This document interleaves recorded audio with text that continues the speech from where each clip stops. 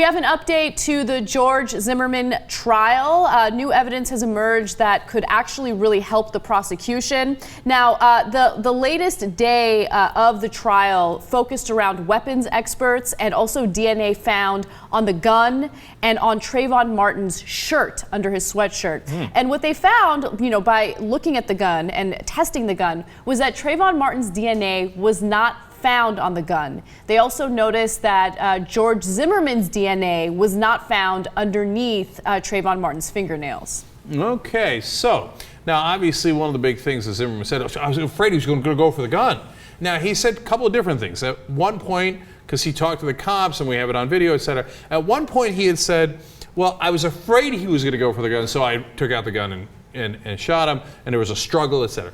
Another time he told his so-called best friend, who wrote a whole book about it, that Trayvon had grabbed the gun. Now, there's no DNA. No Trayvon DNA on the gun, so oopsie doopsie. I mean, one, you lied about it, certainly at one point, right? And number two, how afraid could you be that he was going to go for the gun if he was nowhere near the gun? If he didn't have the gun, he didn't touch the gun, etc. Second thing that was interesting from today, so the gun was loaded and there was a bullet in the chamber. Yes. To me, the fact that he had a bullet in the chamber means, I can't wait to use this gun. You could perceive it that way, but another person would say, well, if you have a gun for self-defense, well, that's what you would do. You would have it ready to fire. You would have a bullet in it ready to fire. So it could go either way. But I think another part of this case that really caught my attention was the fact that George Zimmerman had argued that he knew nothing about stand your ground prior to the shooting. That on the day of the shooting, before he shot Trayvon Martin, he didn't even know that stand your ground was a defense. He didn't know anything about it. But it turns out that he took a criminal justice class, and someone by the name of Alexis Carter, who taught that class, testified, and he said, no, Zimmerman was an A student in my class, and we taught about self-defense, stand your ground, so he was fully aware of all of this. Right. Now, of course, defense is, well, you can't prove that he was there the day that you taught that, except it was in the curriculum, he got an A, etc. All right, now, look, you get into the nitty-gritty of all this stuff, okay? But the bottom line is Zimmerman is clearly a liar, okay? And understand, as I clarify every single time, the injustice was that he was never arrested, and it seemed like they thought Trayvon Martin was guilty, and they looked at his toxicology, his criminal background, and they didn't do it for Zimmerman. And if you remember, the cops let Zimmerman walk around unattended after the shooting inside the police department.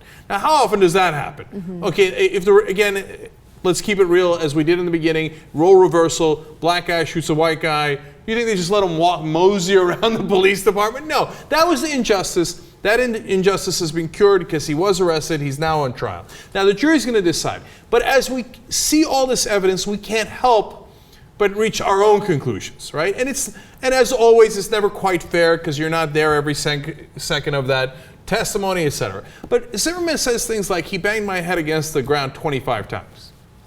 Total and utter lie. Yeah, when 25 you're times, it takes like 17 minutes, right? When you're making accusations like that, you have to be very specific, precise. You can't just throw out numbers. So when you say, it would be like me saying, like, oh, I read that article 1 billion times, right? No, I didn't read it 1 billion times. Like, you can't count how many times someone's banging your head, and 25 is such a nice, convenient number, right? No, and look, and there's a reason for it. Now, if he says, look, he banged my head a couple of times, you think, is your life really in danger, right? And he's a bad liar. So he says, oh, he banged my head 25 times. And one of the, I thought, critical pieces of testimony was the medical examiner saying, Zimmerman's injuries, you know how you see the blood, etc., and so Zimmerman's supporters were like, there's blood! Oh my God, his life was in danger! The medical examiner said, quote, the injuries were, quote, very insignificant. Very insignificant. Were they life-threatening? She's like, oh, come on, dog. Yeah, and that's, like, a medical examiner. So, right. I mean, it's one thing to show his pictures and then speculate as to what his condition really was, but to have a medical examiner say that his injuries were very insignificant. Right. So the banging the head, the injuries, the gun, etc., all those little lies, they add up to the judging the most important thing that he said, which is, oh, I was going back to my car when Trayvon attacked me, which is such an obvious lie. You really have to get way twisted to think that there's any chance that's true. Because remember, Zimmerman is following Trayvon. We all know that. He acknowledges that, right? He says, but magically, in the time that they met up, he decided as he was chasing, nah, never mind, I'll go back towards my car, and somehow Trayvon got back around and jumped him. But that's the critical lie. Because if the jury thinks, you weren't going back to your car, you chased that guy down, you got in a fight, and the minute you thought, oh my God, my head hurts a little bit, let me shoot him in the chest, right? Well, then that's not really self-defense. You started it, no question about it, and you ended it, okay? Yeah. And your life was never in danger. So then he would be guilty. And remember, he's doing a self-defense here. It's saying, and if you do a self-defense claim, the burden moves on to you. You have to prove that your life was in danger and that you had no choice but to kill Trayvon Martin. Is he going to be able to prove that? I don't think so, right? Now, the reality is, you don't know how the jury's going to react.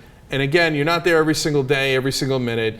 And they could just say, hey, it's pretty good evidence by the prosecution, but it's not beyond a reasonable doubt, and he can get off. Doesn't mean he's innocent.